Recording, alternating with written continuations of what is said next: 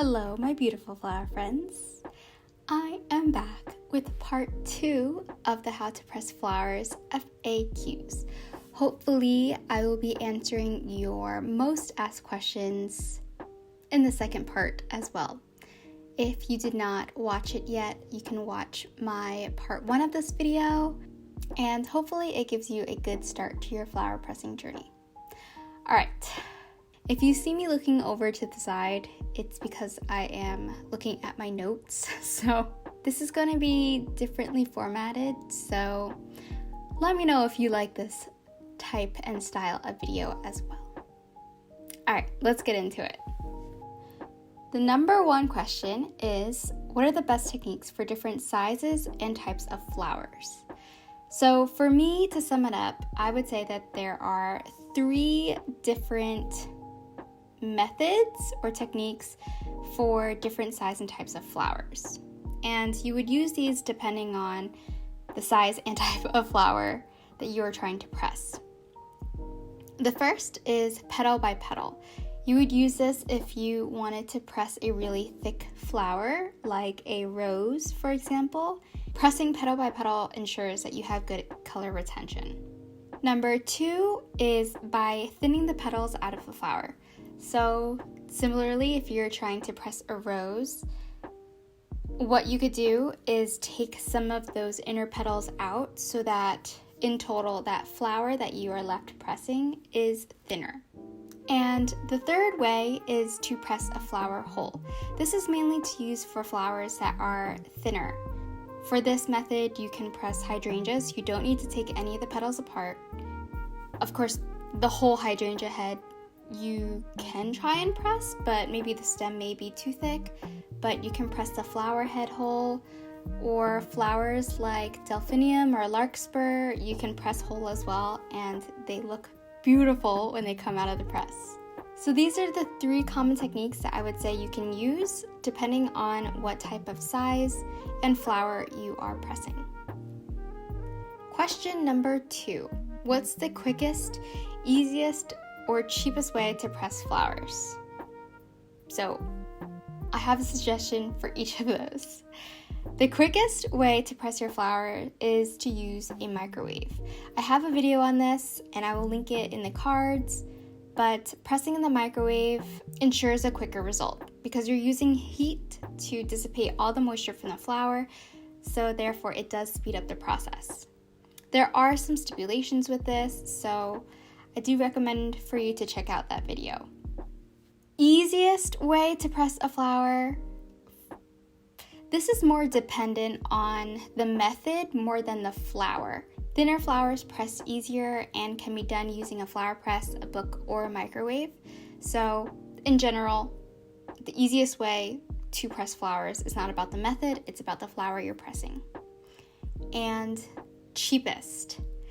This is all about using what you have in your home. So yes, there are different materials and things that you can use to press flowers, but at the end, you can just use whatever you have at home. And the basic structure of any flower press is sandwiching that flower in between 2 layers of absorbent paper or fabric, in my case because I'm trying to use more fabric. But that's the basic structure. And then what you're trying to do is add on weight on top of that so that the flower is becoming pressed with the pressure. And also the absorbent layers are absorbing that extra moisture. Therefore, when you're done, you are left with a perfect pressing. So this is definitely something that you can use with materials you have at home.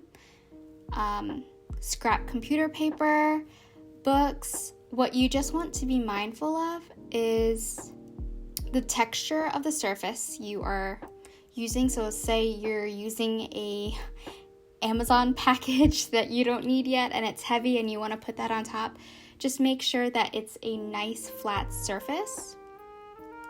Also think about the weight distribution. If you're putting a object that is not flat on top of your stack, just make sure that weight is evenly distributed.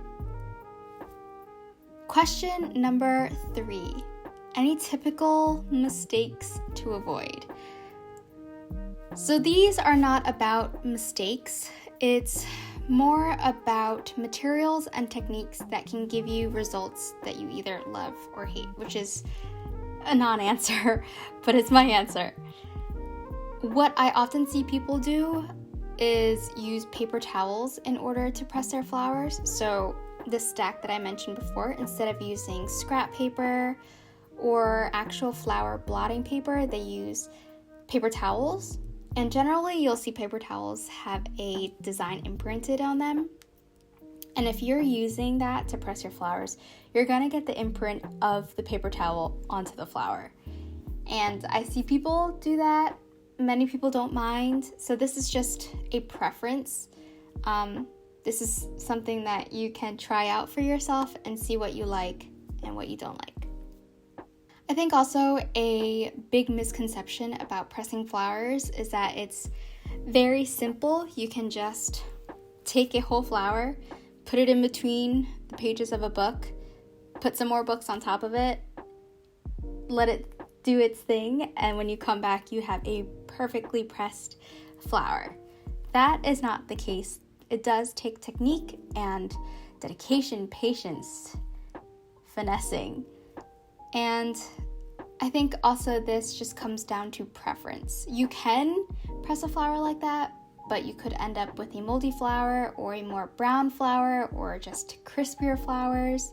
Because what you're basically doing is air drying the flowers with pressure on top so that the sides are a little flatter. But again, that is all dependent on preference. Question number 4. Flowers to avoid for pressing. Bex Partridge specializes in dried floral arrangements, and she beautifully articulated her thoughts on this, but in her field, and I completely agree with it. She says, one of the questions I get asked the most in relation to my work is what flowers are best for drying. A few years ago, my answer would most likely have been the classics, straw flowers, statice, and so on. But as my knowledge has grown, I find myself answering with, it really depends on your willingness to accept a flower as dried, not dead. So this is a big mindset shift I am still learning.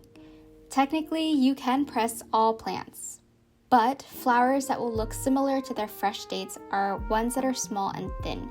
So it's all about what you're looking for, what your expectations are in a pressed flower. If you're looking for a flower that looks almost identical as it was fresh, I would say those would be hydrangeas, delphinium, or larkspur. Those are my favorite ones to press and very easy to press as well. Question number 5. What are the best glues to use for pressed flowers?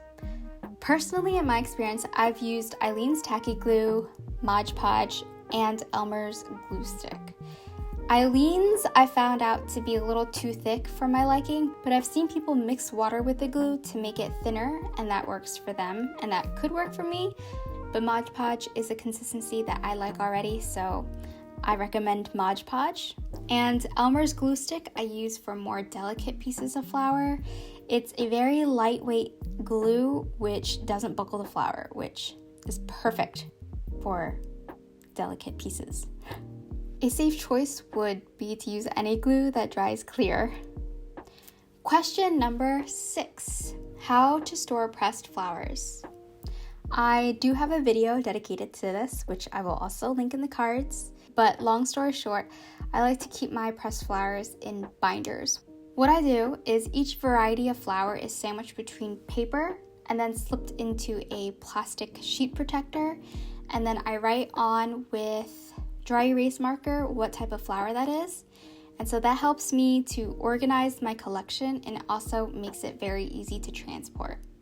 That is definitely something that I don't hear many people share, but I would say binders is the number one way, personally, to store your pressed flowers.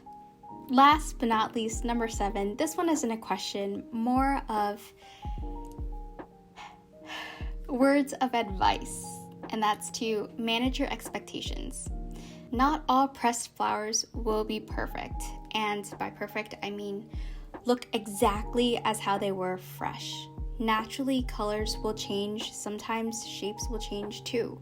Some petals will be folded and creased, and for me, that's something that I have to accept and learn and embrace as well. Getting flowers to press perfectly takes a lot of time, a lot of patience, a lot of dedication, and a lot of iterations for techniques that you personally like. My ultimate goal with pressing flowers is to find peace in the process. So truly, I hope you find happiness pressing and creating. So I hope you enjoyed this video, and I hope this does set you on the right path with pressing flowers. And until next time, take care.